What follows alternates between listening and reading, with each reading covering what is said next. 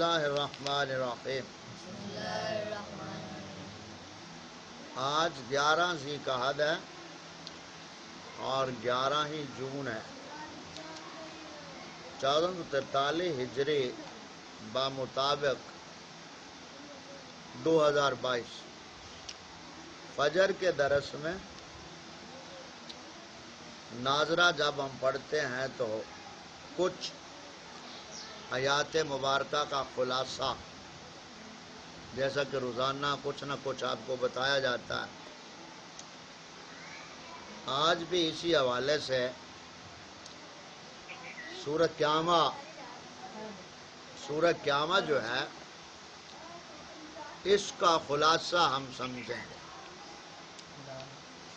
اور جو بھی سورت مکی ہوتی ہے، مکی دور میں اس سورت کا نزول ہوتا ہے، تو مکی دور کی جو ساری زندگی آپ صلی اللہ علیہ وسلم کی ہے وہ تبلیغ کی زندگی ہے۔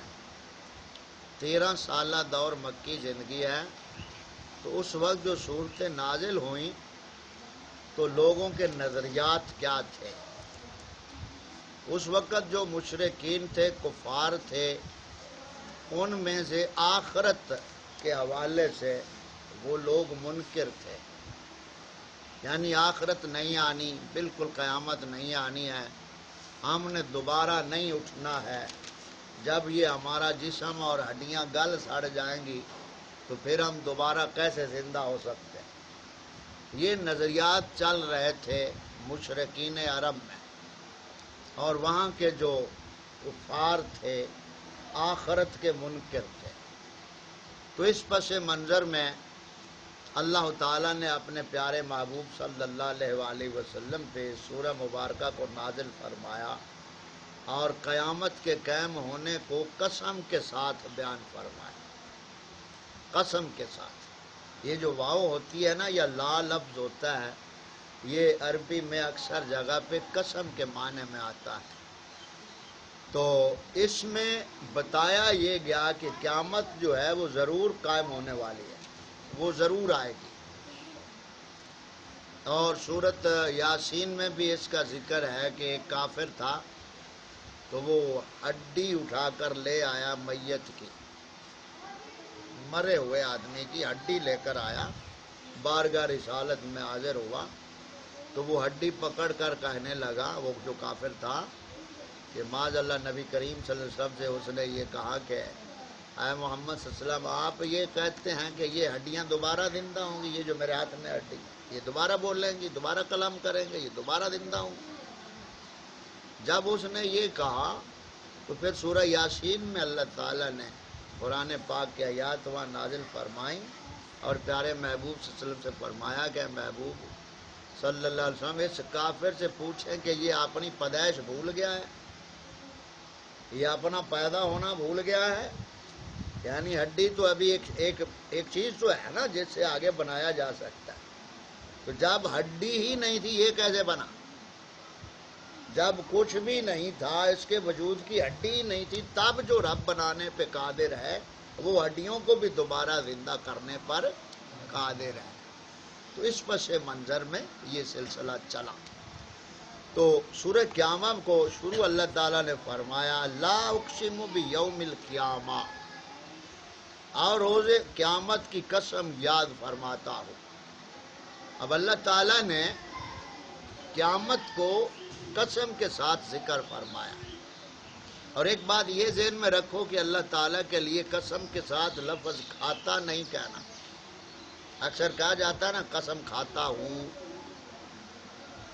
اللہ تعالیٰ کھانے سے پاک ہے، قسم کھائی نہیں جاتی، قسم مخلوق کی طرف نسبت ہو تو اٹھائی جاتی ہے، اللہ تعالیٰ کی طرف نسبت ہو تو قسم بیان کی جاتی ہے یا ذکر کیا جاتا ہے یا قسم کو یاد کیا جاتا ہے۔ سمجھ آئے؟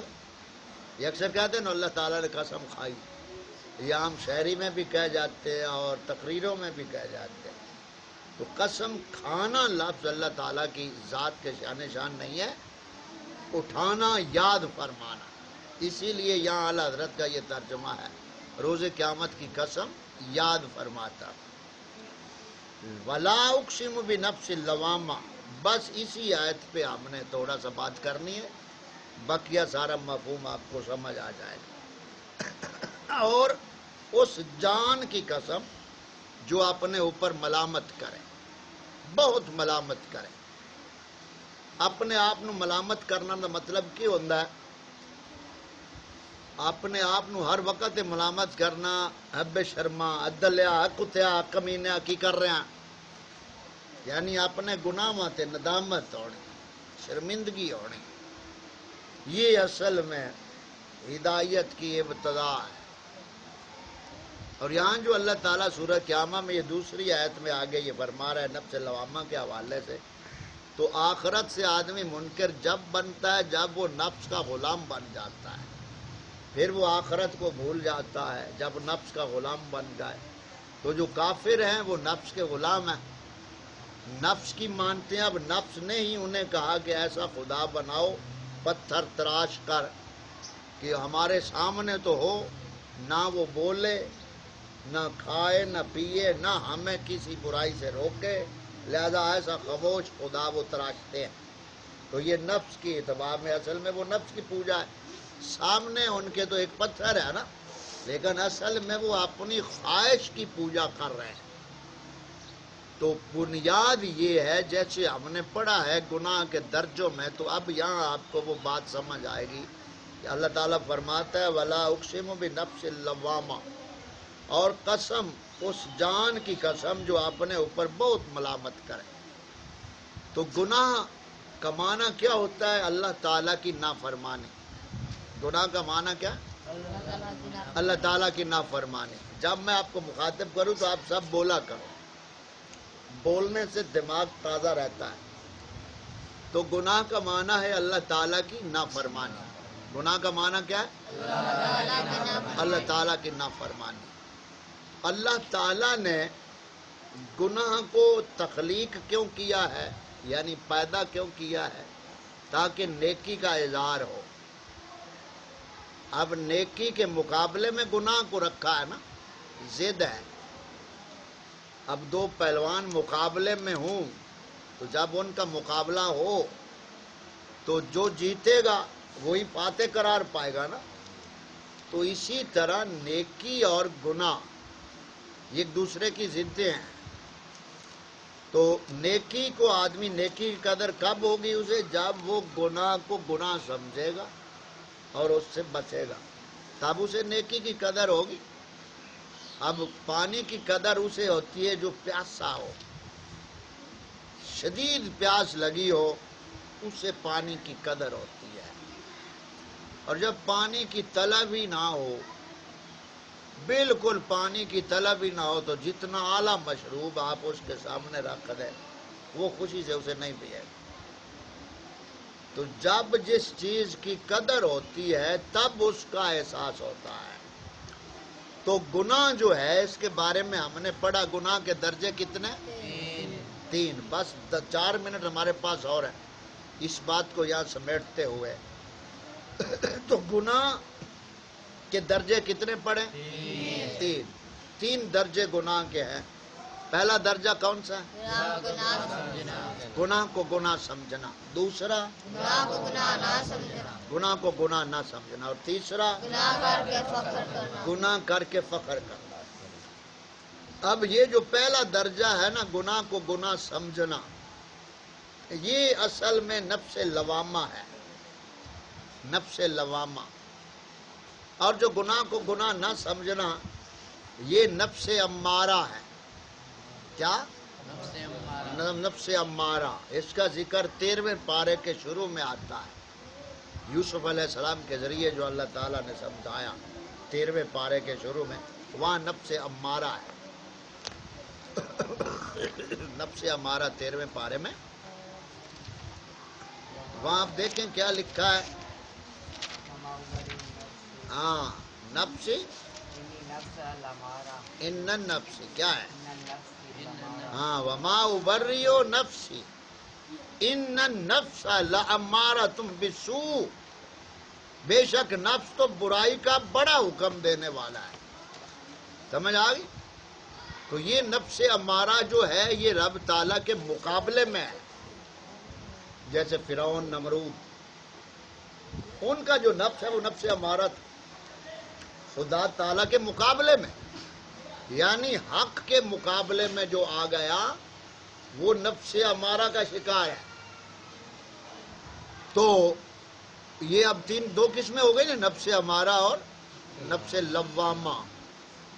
نفس لوامہ اچھا ہے، یعنی آپ گناہ گار ہیں، گناہ کا احساس ہے، اپنے آپ کو مجرم مانتے ہو، تو اللہ تعالیٰ کا یہ فضل اور شکر ہے کہ ہم نفس امارہ کے درجے میں نہیں ہیں، نفس لوامہ آ گئے، نفس لوامہ میں آ گئے.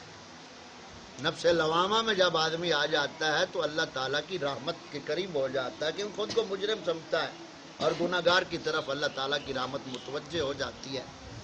تو نفس امارہ، نفس لوامہ. اور تیسری قسم جو قرآن پاک میں ایک مقام پہ آئے گا وہ نفس الشو. نفس الشو، نفس الشو کا معنی ہوتا ہے لالچی نفس، لالچی نفس. یہ قرآن پاک میں کسی مقام پہ آگے آئے گا تو اس پہ پھر بات کریں گے.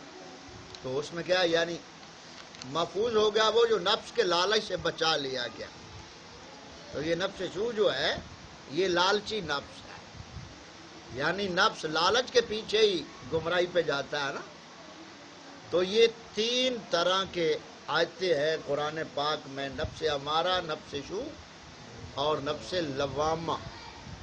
اور چوتھی قسم جو ہے نفس کی وہ سورت فجر کے آخری آیت میں، جسے نفس مطمئنہ کہتے ہیں.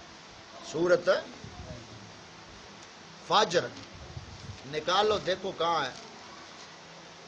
سورت فجر آخر پہ ہے،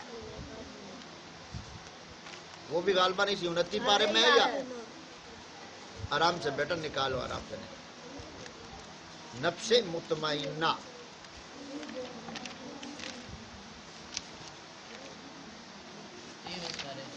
تیسویں میں ہاں نکالیے نا، اقبال پہنچ گیا.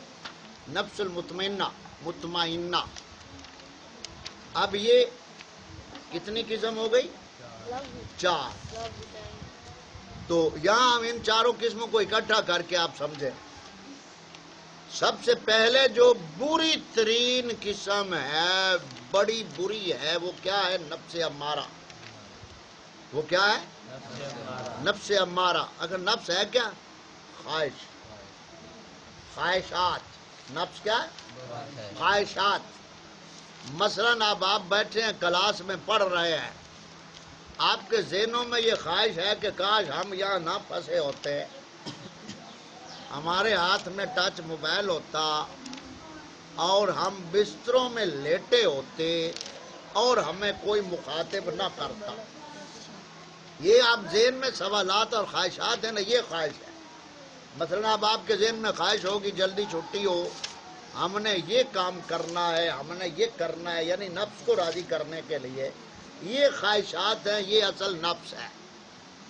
اور یہ نفس امارہ جو ہے، سرکشی والا نفس، یہ ہمیشہ حق کے مقابلے میں ہوتا ہے. کس کے؟ حق کے مقابلے میں. حق کیا ہے؟ اللہ تعالیٰ اور اس کا دین اور اس کے رسول صلی اللہ علیہ وسلم، یہ حق ہے. تو حق کے مقابلے میں جو ہو وہ نفس کون سا ہے؟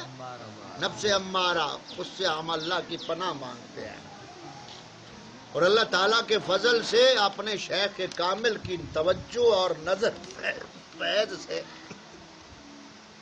آپ کا نفس برائی اور اچھائی میں تمیز کرتا ہے، فرق کرتا ہے اچھائی اور برائی میں، کفر اور اسلام میں، منافقت اور ایمان میں، دشمن اور دوست میں.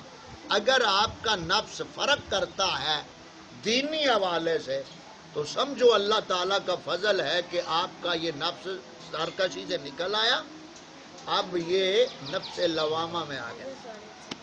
کیونکہ ملامت کرتا ہے اپنے آپ کو، برائی سے بچنے کی کوشش کرتا ہے، لیکن اس نفس کے غلبے کی وجہ سے گناہ اس سے ہو جاتا ہے.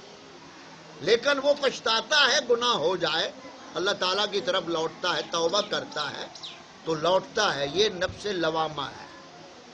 یہاں سے اللہ تعالیٰ کا فضل شامل حال ہو تو پھر آگے مرحلہ بڑھتا ہے نفس لوامہ سے نفس سیر کی طرف۔ نفس سیر، اس کا بھی ذکر قرآن پاک میں ابراہیم علیہ السلام کے قصے میں آتا ہے کہ جب آپ نے فرمایا قوم سے کہ میں اپنے رب کی طرف راہ لیتا ہوں، انی سیادین، بے شک میرا رب مجھے ان قریب راستہ دکھائے گا، تو یعنی یہ فکر جو ہوتی ہے یعنی پاؤں سے چلنا مقصد نہیں ہوتا، اپنی سوچ اور فکر کو دین کی طرف راغب کرنا، تو یہ نفس سیر ہے۔ پھر رب تعالیٰ کا فضل شامل حال ہو نفس سیر سے آگے پھر مرحلہ آتا ہے نفس ملہمہ کا۔ ملہمہ یعنی جب رب کی طرف آدمی چل پڑتا ہے، فکری حوالے سے اس کی سوچ فکر دین والی بن جاتی ہے، پھر رب تعالیٰ الہام فرماتا ہے، اسے اچھی بات کا الہام فرماتا ہے، اسے نفس ملہمہ کہتے ہیں۔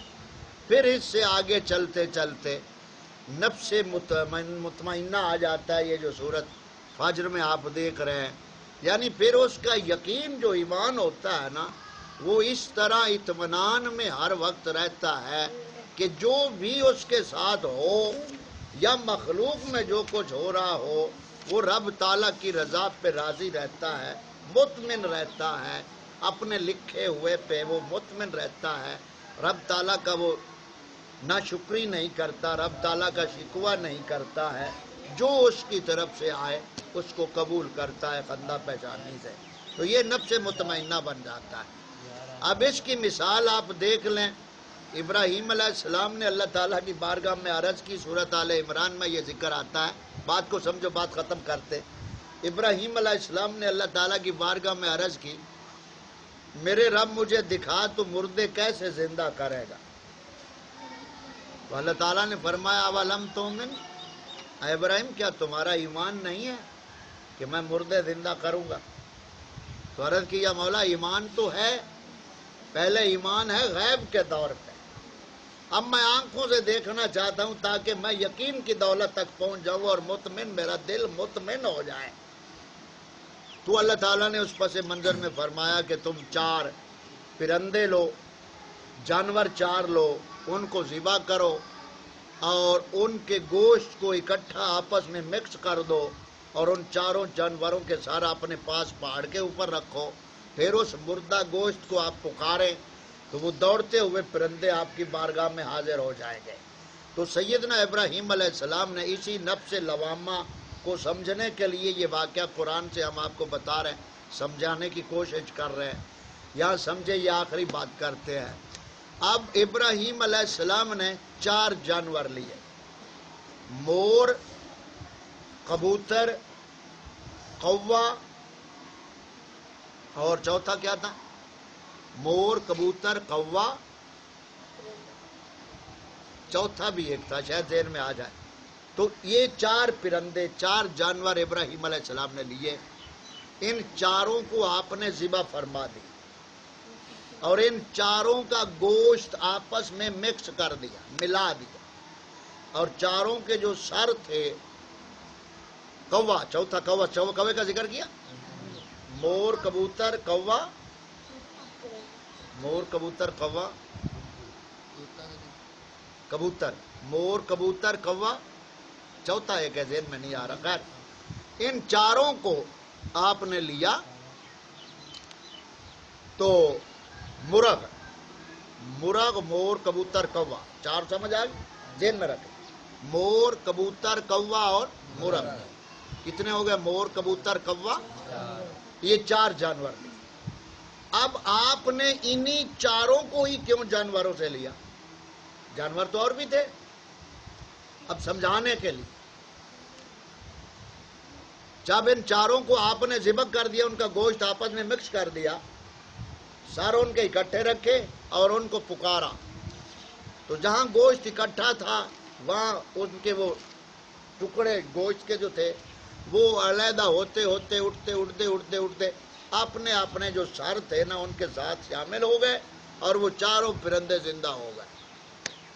یہ قرآن پاک میں سورۃ آل عمران میں یہ ذکر آئے گا جب ہم پڑھیں گے۔ تو اب یہ 4 جانور لیے انہوں نے، مرغ، مور، کبوتر، قوا، ان چاروں کو ذبح کیا. ان چاروں میں ایک ایک صفت ہے اور وہ بری صفت ہے. ان چار جانوروں میں ایک ایک بری صفت ہے. جانوروں میں اچھی صفتیں بھی ہوتی ہیں اور بری بھی ہوتی ہیں. مرغ میں بری صفت سب سے کیا ہے؟ مرغ میں شہوت زیادہ ہے. شہوت مرغ میں زیادہ ہے. اور جو مور ہے اس میں غرور ہے، تکبر ہے. جب پیڑا پاندہ نا مور تو نخرے وکھاندہ، تو اس میں یہ ایک تکبر والی صفت پائی جاتی. اور تیسرا کیا تھا؟ قوا. قوا، کوے میں ہرس بہت ہے. قوا حریص بہت ہے، ہرس بہت ہے. اور کبوتر میں بھی اونچی پرواز کا گمان ہوتا ہے. کبوتر میں بھی ایک فخر کا تکبر پایا جاتا ہے کہ یہ بہت اونچا اڑتا ہے. تو یہ چار صفتیں ان چاند جانوروں میں اللہ تعالیٰ نے رکھی ہے. ابراہیم علیہ السلام نے انہی چاروں پرندوں کو لیا اور ذبح کر دیا. تو بزرگ فرماتے ہیں کہ آپ بھی اس نفس کی ان چاروں صفتوں کو شریعت کی چھری سے ذبح کر دیں. شریعت کی چھری سے ذبح کر دے تو آپ کو بھی اللہ تعالیٰ کا قرب حاصل ہو جائے گا. پھر آپ بھی زبان سے کسی مردہ کو زندہ کہیں گے تو اللہ تعالیٰ آپ کی زبان سے بھی کہے ہوئے لفظوں سے مردہ کو زندہ کر دے گا. جب ان چار صفتوں پہ آپ قابو پا لیں گے. اب دیکھو یہ نفس کی یہ صفتیں ہیں یا نہیں؟ نفس اپنی عزت چاہتا ہے، اپنی عزت کرانا چاہتا ہے، اور یہ شہوت کا بہت بڑا دل دادا ہے اور حریص بہت ہے. یہ ساری صفتیں اس نفس لوامہ کی ہے، لیکن اس میں یہ تمیز ساتھ ہوتی ہے کہ یہ اچھائی ہے، یہ برائی ہے، یہ گناہ ہے، یہ نیکی ہے. تو نفس لوامہ میں اگر ہم ہیں تو اللہ تعالیٰ کا فضل ہے کہ ہم نفس امارہ سے نکل آئے ہیں. سمجھ آ گئی؟ تو یہ آج کا مختصر 2 آیتوں کا خلاصہ ہم نے پڑھا سورۃ قیامت سے. اور قیامت پہ ہمارا کامل یقین ہے. ٹھیک ہے؟ قیامت کا جو منکر ہوتے ہیں یہ اکثر کفار ہیں. 4-5 قسم کے ان کے طبقے ہیں. بعض لوگ آخرت کو مانتے ہی نہیں جو دہریہ قسم کے ہیں. بعض کفار نہیں مانتے. بعض مانتے ہیں تو وہ شک پہ مانتے ہیں، پتہ نہیں ہے یا نہیں، پتہ نہیں ہے یا نہیں.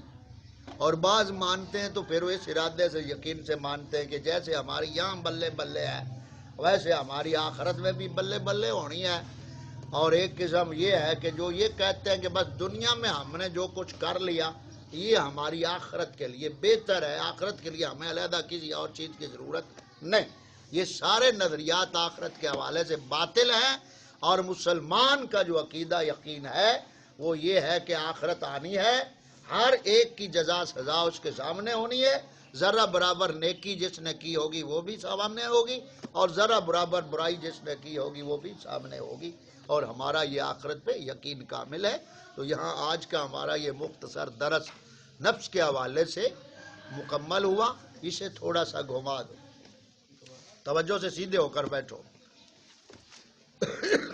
توجہ سے بیٹھو. اور یہ ہمارا آج کا جو درس ہے اس طرف سے، ہاں سیدھے ہو کر بیٹھو بیٹا. یہ ہم نے کس حوالے سے آج سمجھا ہے؟ سورہ قیامت کی روشنی میں نفس کے حوالے سے. نفس کی قسمیں، تو اصل میں نفس ہوتا ایک ہی ہے، آگے اس کی صفتیں بدلتی جاتی ہیں. اصل میں تو ایک ہی چیز ہے. یہ نفس لوامہ، نفس سیر، نفس ملہمہ، نفس امارہ، نفس مطمئنہ، یہ سب کیا ہے؟ نفس شو. یہ اصل میں نفس کی حالتیں ہیں، عادتیں ہیں نفس کی.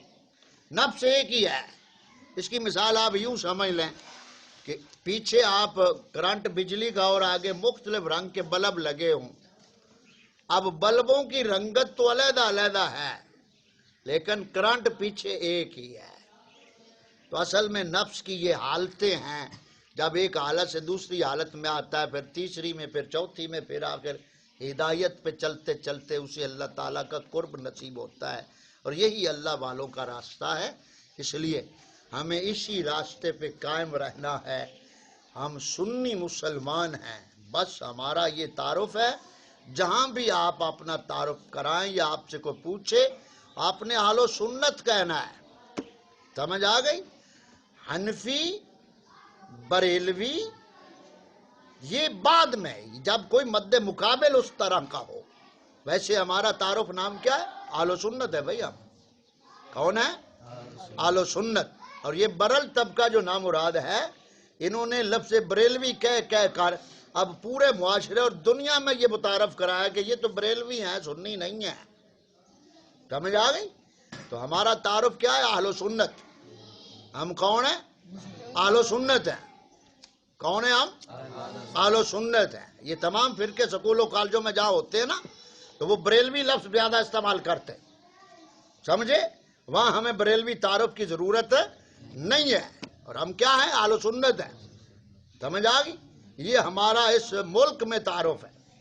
اور جب ہم بین الاقوامی سطح پہ تعارف کیا، ہم مسلمان ہیں، کافروں کے مقابلے میں، بد مذہبوں کے مقابلے میں ہم اہل سنت. سمجھ آ گئی؟ یہ ہمارا نام ہے. اس کو پورے نام کو بولا کرو. اب وہ دوسروں کو کہتے ہیں یہ بریلوی ہیں، تو اب وہ تعارف کیا دیتے ہیں کہ یہ قرآن و سنت کا تو نام ہی نہیں لیتے، یہ تو بریلوی ہے. اب وہ نوجوانوں کو ورگلانے کے لیے اس طرح کے پراپگنڈے کرتے ہیں. تو نام ہمارا اہل سنت ہے. سمجھ آ گئی؟